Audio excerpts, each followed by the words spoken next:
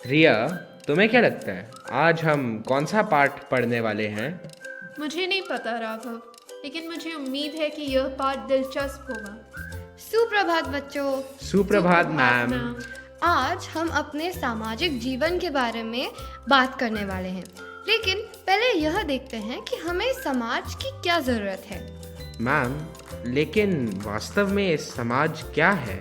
बहुत बढ़िया सवाल राघव। समाज लोगों का एक ऐसा समूह है जो समान उद्देश्यों को प्राप्त करने के लिए एक साथ आते हैं और संगठित तरीकों से साथ रहते हैं। चलो स्कूल का ही उदाहरण लेते हैं। सभी शिक्षक और छात्र एक स्कूल के सदस्य हैं। हम सभी संगठित तरीकों में काम करते हैं। हमारे पास निश्चित टाइम टेबल और नियम है जिनका पालन करना है, जैसे स्कूल यूनिफॉर्म पहनना, और हमारे अलग अलग कर्तव्य हैं, जैसे अनुशासन बनाए रखना, जो हमें निभाने होते हैं ताकि हमारा स्कूल अच्छे रूप से चल सके। हम साथ में खाना खाते हैं, खेलते हैं, त्योहार भी साथ में ही मनाते हैं और मौज मस्ती करते हैं। हमारा विद्यालय एक समाज की तरह है। लेकिन क्या आप जानते हैं, अतीत में मनुष्य साधारण जीवन जीते थे, जिसका अर्थ है कि वो भोजन और आश्रय की तलाश में एक स्थान से दूसरे स्थान पर जाते थे। तो वे स्थिर जगह पर नहीं रहते थे। यह उनके लिए बहुत डरावना तथा अनिश्चित रहता होगा। यह सही है रिया। लोगों के पास स्थिर और सुरक्षित सामुदायिक जीवन नहीं था। उन्होंने महसूस किया कि समूह में एक साथ रहने से अधिक सुरक्षा मिलती है और उन्हें बेहतर सहयोग करने में मदद मिलती है।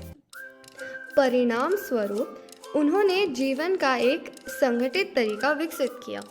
मैडम, क्या इसीलिए हम अपने दोस्तों और परिवार के आसपास रहना पसंद करते हैं, क्योंकि वे हमें महफूज या सुरक्षित महसूस कराते हैं?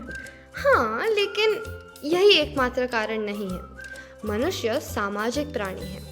इसका मतलब है कि हम वास्तव में एक दूसरों के साथ समय बिताना और दोस्त बनाना पसंद करते हैं। हमारे पास विभिन्न भावनाएं और विचार है ना? जैसे कल्पना करें, यदि आपको परीक्षा में पूरे अंक मिलते हैं तो आप खुशी महसूस करेंगे, और सबसे पहली चीज़ आप करेंगे वो है अपने परिवार और दोस्तों के साथ खुशियाँ मनाएंगे।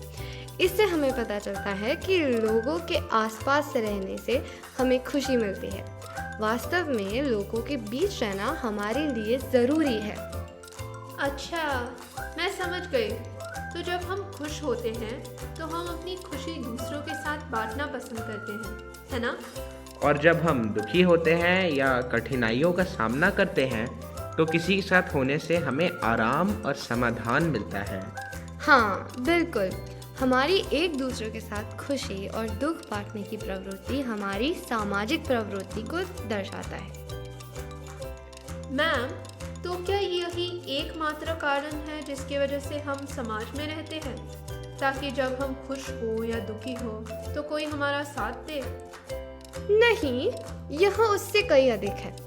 क्या आप जानते हैं, प्रत्येक व्यक्ति कुछ गुणों और क्षमताओं के साथ पैदा होता है, लेकिन जब तक वे समाज के साथ बातचीत नहीं करते तब तक वह अपने कौशल को पहचान नहीं पाते। उदाहरण स्वरूप, एक व्यक्ति अपने विचारों को व्यक्त करने में बहुत उत्कृष्ट हो सकता है, लेकिन जब तक वह लोगों से बात नहीं करेगा और उन्हें समझ नहीं पाएगा, तब तक वह इस बात से अनजान रहेगा।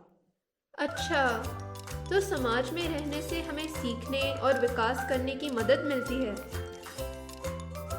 बिल्कुल रिया, समाज हमें नई चीज़ें सीखने, अपनी प्रतिभा विकसित करने और समुदाय में सकारात्मक योगदान देने का अवसर प्रदान करता है। तो निष्कर्ष में, समाज हमारे व्यक्तिगत जीवन और सामूहिक जीवन दोनों के लिए बहुत महत्वपूर्ण है। साथ रहना, अनुभव साझा करना और नियमों और कानून का पालन करना हमारे समाज को संगठित और सुरक्षित बनाता है। मुझे कभी नहीं पता था कि समाज में रहना इतना महत्वपूर्ण होता है।